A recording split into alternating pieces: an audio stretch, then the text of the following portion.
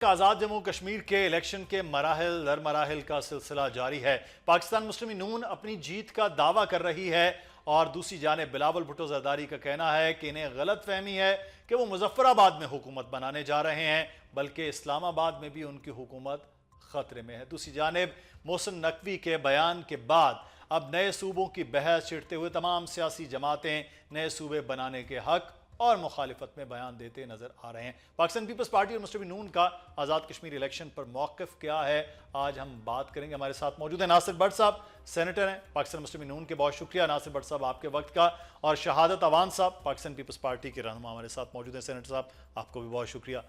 सबसे पहला सवाल कि हमने देखा कि बहुत सख्त बयानात हुए इलेक्शन में अवान साहब, और उसके बाद अभी थोड़ा सॉफ्ट हुआ है। आज की बिलावल साहब की तकरीर माजी करीब की तकारीर से मुख्तलिफ थी। क्या वजह हुई कि दोनों क़यादतों की आपस में ये भी खबर थी कि बात हुई है और क़यादत के हवाले से भी इस किस्म के सख्त लहजा वो नहीं अपनाया जाएगा, ये सॉफ्टनेस कैसे आ गई? मेरा तो ख्याल ये है कि अगर आज की आपने स्पीच सुनी और पहले दिन की सुनी हो तो बिलावल साहब का मौक़िफ़ पहले दिन में जो कश्मीर जाते हुए पहला जलसे से खिताब था और जो आज की बात थी उनका वही फर्म स्टैंड आज भी वही था। और बिलावल साहब ने पहले कश्मीर में पहुंचते के साथ जो बात कही कि कश्मीर का फ़ैसला कश्मीर के लोगों को करना है और इंडिपेंडेंट इलेक्शन जो हैं वो होने चाहिए। और बिलावल साहब ने सबसे पहले वहाँ के जो हालात थे वो देखकर उन्होंने कहा कि हालात ऐसे नहीं थे कि इन हालात में ये इलेक्शन होता, लेकिन चूंकि इलेक्शन कमीशन ने शेड्यूल दे दिया था तो हमारे जो दोस्त हैं, अगर किसी मुखालिफ पार्टी की ये कोशिश थी कि इन हालात में हो सकता है कि पीटीआई की तरह पाकिस्तान पीपल्स पार्टी भी बाइकआउट कर ले और हमें समूथ जो है वो सेलिंग का रास्ता मिलेगा, तो पाकिस्तान पीपल्स पार्टी किसी के लिए रास्ता तो छोड़ने के लिए कभी तैयार नहीं होगी। बिलावल साहब ने वहाँ पहुंचकर जो कश्मीर का हल दिया, उन्होंने कहा ट्रुथ एंड रिकन्सिलिएशन कमीशन आप बना दें और जो दूध का दूध पानी का पानी हो जाएगा। क्योंकि पहले दिन से आप देखें 1948 से लेकर आज तक का हमारा पाकिस्तानी का मौक़िफ़ ये है कि कश्मीरी जो है खुद इरादियत की हम बात करते हैं ताकि वो अपना जो है फ़ैसला खुद वो कर पाएँ। तो उसके बाद चूँकि वहाँ के कुछ लोगों का ये ख्याल था कि ये जो मुहाजिरीन की 12 सीट्स हैं, इन सीट्स को जो है हुकूमत बनाने बिगाड़ने के लिए इस्तेमाल किया जाता है। लेकिन बिलावल साहब ने भी ये कहा, देखें मुहाजिरीन का हक़ जो है उन्होंने बहुत बड़ी कुर्बानी दी है, उस हम हक़ को तस्लीम करते हैं, लेकिन फिर भी चूँकि हम कहते हैं कश्मीर का फ़ैसला कश्मीरी करेंगे, ये एक ऐसी आइनी बात है जो कि उनकी पार्लियामेंट करेगी। तो ये था कि दोस्त इलेक्शन लड़ें, आप उसको घटाएं बढ़ाएं जो भी करें वो आप लोगों का फ़ैसला है। तो कश्मीरी लोगों का मैं कहना तमहीद बांधने का मकसद था, उनके दिल बिलावल साहब के साथ धड़क रहे थे।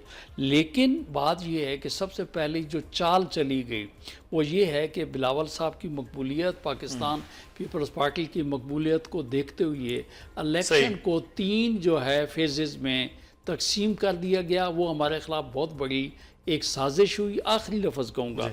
उसके अलावा क्या हुआ कि जब इलेक्शन का शेड्यूल जो है वो हो चुका, फेजेस दर फेजेस इलेक्शन जो है अपने दाखिल हो चुके इलेक्शन के मरहले में, तो वहाँ पे हमारे जो मद्दे मुकाबिल हैं उन्होंने वहाँ पे जाकर, मैं तो बल्कि इसको इस हद तक जाऊँगा कि मेरे हिसाब से इलेक्शन कमीशन के एक्ट के हिसाब से मिसकंडक्ट हुआ कि वहाँ पे जाके स्कीम्स आपने दी, वहाँ पे भी अनाउंस की, मैं तो यही कहना चाह रहा हूँ कि वो वक्त नहीं था।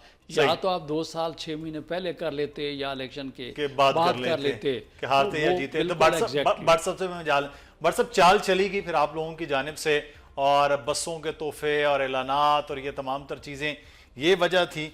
और इलेक्शन जो है, इलेक्शन कमीशन के ऊपर भी और इलेक्शन के ऊपर भी सवाल वो कर रहे हैं पाकिस्तान पीपल्स पार्टी। आप उनकी करप्शन पर बात कर रहे थे, वो आपके फॉर्म 45 और 7 की बात करते रहे थे। ये क्यों इतने अगेंस्ट हो गए एक दूसरे के अचानक कश्मीर में आके? बिस्मिल्लाहिर्रहमानिर्रहीम।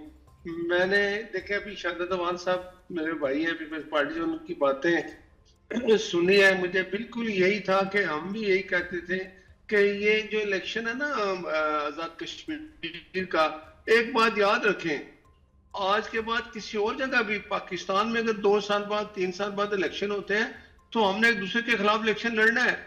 हमारा मंशूर हो रहा है, पीपल्स पार्टी का मंशूर हो रहा है, हमने इलेक्शन लड़ना है। लेकिन वफाक में अगर हम इकट्ठे हैं तो वो पाकिस्तान पहले और हमारे बयानिए बाद में। जब पाकिस्तान जिस हालत में वो लोग छोड़ के चले गए 2018 के बाद, उन्होंने 22 तक जो कुछ किया 3-4 सालों में, वो आपके सामने है। बाकी इलेक्शन देखे बाद शहादत अमान साहब ने कही कि आजाद कश्मीर का जो इलेक्शन था उसका फैसला उस अवाम ने ही कर।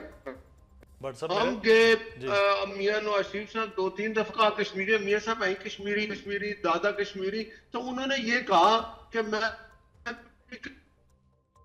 कश्मीर आया हूं, कश्मीरी हमारे भाई हैं हम सब। बात ये है कि इसको अगर कुछ चंद लोग, चंद शरपसंद जो एक्शन कमेटी में शामिल थे, अगर वो किसी की प्रॉक्सी वार लड़ रहे हैं हिंदुस्तान की, तो वो तो पाकिस्तान नहीं होने देगा। वो तो पाकिस्तान की कोई सियासी जमात भी इस चीज को अलाउ नहीं करेगी। आजाद कश्मीर में बट साहब मुसलसल आपने सिग्नल्स का आपसे कांटेक्ट दोबारा करते हैं। मेरा ख्याल है कि आपकी आवाज जो हमारे नाज़रीन तक भी हमारे साथ वो क्लियर नहीं हो रही है। मैं इस पे मैं शहादत अवान साहब से बात कर लेते हैं। अच्छा, भट्ट साहब को शायद मेरी आवाज वहां नहीं पहुंच रही है। प्रोड्यूसर देखिए शहादत अवान साहब, लेकिन ये तो चलें इलेक्शन हो गया, अब 3 सीटों पे मजीद जो है वो इलेक्शन होना बाकी रह गया, मेजॉरिटी उनकी है। लेकिन एक और बड़ा मुद्दा जो है वो सामने है, वो है सूबों की तकसीम का। आज बिलावल साहब ने एक बड़ा इंपॉर्टेंट पॉइंट किया। उन्होंने कहा कि अगर आवाम चाहेगी तो सूबे बन जाएंगे। पहले तो वो मरसू सिंध नडेसू वाले मामला चीज़ें थी, तो ये सॉफ्टनेस क्यों अचानक हो गई कि आवाम चाहेगी तो सूबे बन जाएंगे? तो क्या कोई आवाम से फिर कोई रेफरेंडम चाह रहे हैं? अवामी नुमाइंदे तो आप लोग हैं ना, जो ऐवान ज़ेरी में, ऐवान बाला में बैठे हैं। मुदस्सिर भाई, एक बात मैं और आपको मुदस्सिर इकबाल साहब कहूँ कि कश्मीर का इलेक्शन अभी बाकी है। अभी इलेक्शन कमीशन ने एक और काम क्या किया है, क्योंकि उन्हें मालूम है कि ये 11 सीटों का जो तीसरा फेज़ है, ये उन्हें मालूम था कि ये 100% जो है ये पाकिस्तान पीपल्स पार्टी की तरफ जाने का है। इसको भी उन्होंने मज़ीद 2 फेजेज़ में कर दिया है। अभी जो इलेक्शन 10 को होगा वो 3 सीटों का जो होगा, 4 सीटों का, 7 का उसके लिए कोई डेट भी नहीं दी है। तो बात यह है कि अभी से आप कैसे कह सकते हैं कि PMLN जो है वहाँ उसके पास अभी से जिस तरीके से पहले जो है PMLN ने कहा कि ये 12 सीटें तो हमारी जेब में हैं, तो इसी तरीके से अभी इलेक्शन का फेज प्रोसेस चल रहा है। मैं आपको देखिए मनसूबाबंदी जो भी इलेक्शन लड़ता है, यकीनन भट्ट साहब ने सही कहा कि हम दोनों फरीकैन आमने सामने इलेक्शन लड़ते हैं, तो मनसूबाबंदी उनकी भी है और मेरी भी आपने सुन ली है। तो लेकिन मेरा कहना ये कि ये 11 सीटें अभी इनका इलेक्शन बाकी है। उसके अलावा इंडिपेंडेंट जो जीते हैं वो अभी उन्होंने ज्वाइन करनी है।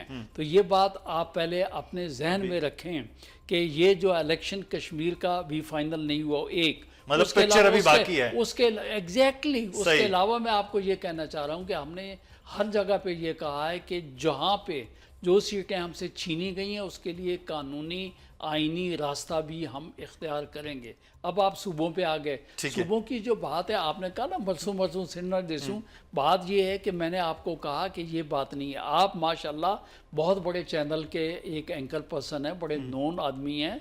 तो बात ये, पाकिस्तान के जितने हम भाई लोग बैठे हैं सारे के सारे आईने पाकिस्तान के ताबे हैं, नंबर 1। और पाकिस्तान किसी भी कंट्री में आप देखें सबसे बड़ा इलामी किताबों के बाद जो उसके बाद होती है, वो कहीं पे भी होता है, वो उनका जो कॉन्स्टिट्यूशन होता है वही उनको आगे चलाता है। कवानीन भी इवन के उसका आइन के मातहत होते हैं।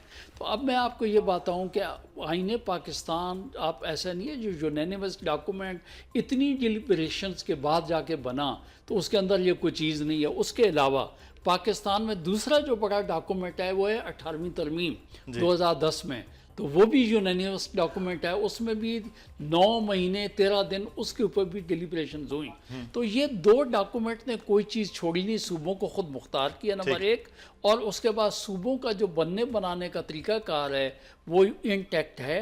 तो मेरा कहना ये है कि जो सिंध की तो बात हो ही नहीं सकती। ये बड़ी इंपॉर्टेंट बात है। मैं चाहूंगा कि अब प्रोग्राम का थोड़ा सा वक्त में ये हम सिर्फ और सिर्फ इस पे बात करें जो आपने आईनी मामलात के नेक्स्ट प्रोग्राम में आपको दावत दें, हम बैठे हैं और इस पे बात करें कि आइन के अंदर तरमीम जो हैं वो किस जानिब जा रही हैं और क्या हो रहा है। तो अब इस पे मैं व्हाट्सएप से रब्ता हो गया, दोबारा से स्टेबल है, अब जो सिग्नल्स भी हैं। बट साहब, एक तो कश्मीर की आप बात कर रहे थे, दूसरा मुझे ये बताइएगा कि ये जो जितनी भी सीटें हैं, अब 4 सीटों के हवाले से पाकिस्तान पीपल्स पार्टी बात कर रही है कि उस पर उनको तहफ़्फ़ुज़ात हैं। ये 4 सीटें 2014 से लेकर 2026 तक आपका पीछा नहीं छोड़ रही हैं, और कभी 45 और 47 पे आप पर नून लीग पर क्यों इल्ज़ाम लगते हैं? आजाद कश्मीर में जो इलेक्शन है उसने आपने कहा जी 4 सीटों पे तहफ़्फ़ुज़ात है या 3 सीटों पे, तो ये तो इलेक्शन कमीशन का काम है।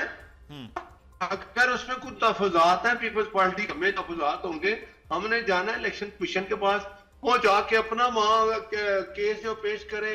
हम समझते हैं हम जीत गए। अगर इनको कोई एतराजात है किसी बोर्ड पे या किसी बॉक्स पे या किसी उस जगह जहां ये समझते हैं, हमें ये यकीन है कि इलेक्शन ठीक हुआ है, लेकिन अगर ये समझते हैं तो उसका फैसला भी इलेक्शन कमीशन ने करना है, हमने तो नहीं करना। जिसको इलेक्शन कमीशन ने अगर सर्टिफिकेट दे दिया है कि ये बंदा MNA हो गया या MLA हो गया है, उसके बाद तो उसने अपना काम करना है।